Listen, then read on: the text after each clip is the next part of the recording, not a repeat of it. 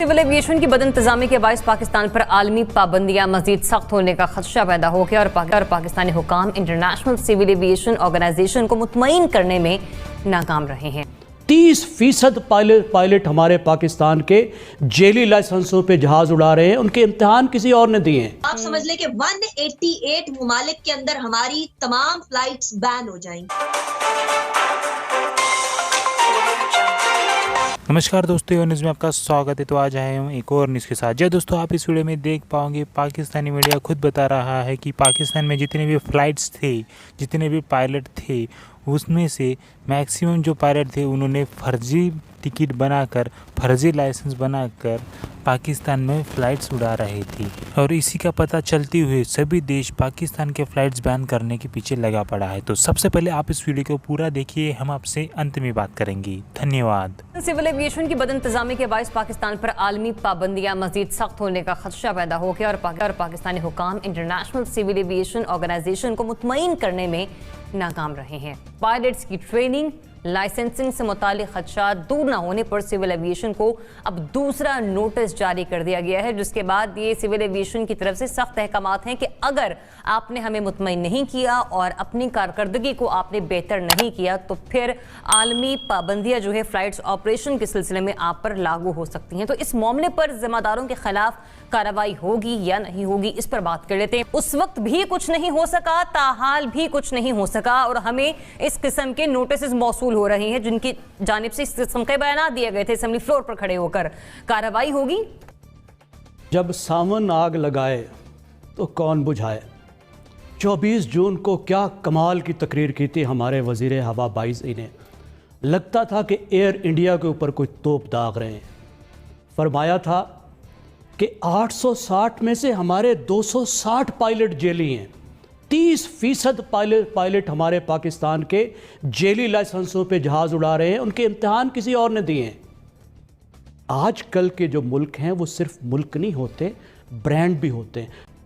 और जब पाकिस्तान की बात आती है तो पाकिस्तान के ब्रांड का, पाकिस्तान के कौमी इदारों के ब्रांड का, नेशनल फ्लैग कैरियर का ज़रा भी ख्याल नहीं है। ऐसा शौक़ तकरीर है कि खड़े हुए और जो दिल में आया दाग दिया। एम सिर्फ ये है कि पिछली हुकूमत बहुत बुरी थी। भाई भाड़ में जाए, बहुत बुरी थी। PIA तो पिछली हुकूमत नहीं है, सिविल एविएशन तो पिछली हुकूमत नहीं है, स्टेट ऑफ पाकिस्तान तो पिछली हुकूमत नहीं है। आप जिम्मेदार हैं और खड़े हैं आप असेंबली के फ्लोर पे। असेंबली के फ्लोर पे जो बात की जाती है वो रिकॉर्ड का हिस्सा होती है। उस पे बात कहने वाला रेस्पॉन्सिबल होता है, हाउस को जवाबदेह होता है। सारी दुनिया में उसको सीरियस लिया जाता है, तो दुनिया ने उसको सीरियस लिया। EU की जो एविएशन है अथॉरिटी है, उसने कहा कि हजूर हमें आपके स्टेट जो इदारे हैं उन पर अब एतबार नहीं रहा, हमें आपके पायलट्स पर एतबार नहीं रहा, हमें अब आपके जहाज़ों पर एतबार नहीं रहा। बराए मेहरबानी 6 महीने के लिए अपने जहाज़ लेकर इधर का रुख ना करें। उसके बाद अमेरिका ने भी पाबंदी लगा दी। उसके बाद दुनिया भर की एयरलाइन में जहाँ जहाँ पाकिस्तानी पायलट्स काम कर रहे थे, आप देखिए आपके जो सीनियर प्रोफेशनल सारी दुनिया में आप बेचारे मजदूर भेजते हैं। चंद कैटेगरीज हैं जिसमें आप अच्छे प्रोफेशनल भेजते हैं और उनको भी नहीं जीने देते। सबको ग्राउंड कर दिया गया। बड़ी मुश्किल से उनको नौकरियां मिली और कितनों को कोई मालूम ही नहीं कि नौकरियां वापस मिली या उनको नहीं मिली। तो इन इदारों पर खुदारा रहम करें। और ये इदारे उतने बुरे नहीं हैं। This is height of responsibility. और यही कुछ आगे आप देखिए, यही कुछ आगे हम फॉरेन पॉलिसी के साथ करने जा रहे हैं। हमारे 40 लाख मजदूरों की मजदूरियां भी खतरे में पड़ रही हैं। अनिका, एविएशन के मामलात हो या सेफ्टी मेजर्स हो, इन फ्लाइट्स को लेकर क्या हम इस सबकी नाकामी का मलबा एक ही गवर्नमेंट पे डाल सकते हैं? और फिर दूसरा ये कि अब अगर ये पार्टी गवर्नमेंट में है तो इसको फिर अपना किरदार तो अदा करना होगा, फिर माजी की हुकूमतों पे मलबा डाल के नहीं सब कुछ हो सकता। नहीं जरिया, इसके अंदर ना इस हमाम में सारे ही बरहना है, सारे ही नंगे हैं। हर हुकूमत ने आके PIA को इस तरीके से एक घर की लॉन्डी की तरह इस्तेमाल किया अनफॉर्चुनेटली, कि अपने लिए जो है जहाज बुक कर लिया, अपनी पार्टी के लोगों को लेकर जाना है तो जहाज इंतजार कर रहा है लंदन में। ये होता चला आया और अनफॉर्चुनेटली ये अभी तक रुक नहीं रहा। मैं क्यों कह रही हूँ रुक नहीं रहा? पहले तो मैं आऊंगी ना चौधरी सरवर साहब की तरफ, हवाबाजी के मिनिस्टर की तरफ। वो उन्होंने बड़े बमांगे दोहल कहा कि जी 262 हमारे जो पायलट्स हैं वो या तो फेक लाइसेंसेस पर चल रहे हैं या फिर जो है उनकी कारकर्दगी सही नहीं, या इल्जाम जो उन्होंने लगाए। मुझे समझ नहीं आती, काबीना का कोई मेंबर तुक्का लगाओ मुसलमानों की बुनियाद के ऊपर किस तरीके से कोई बात कर सकता है?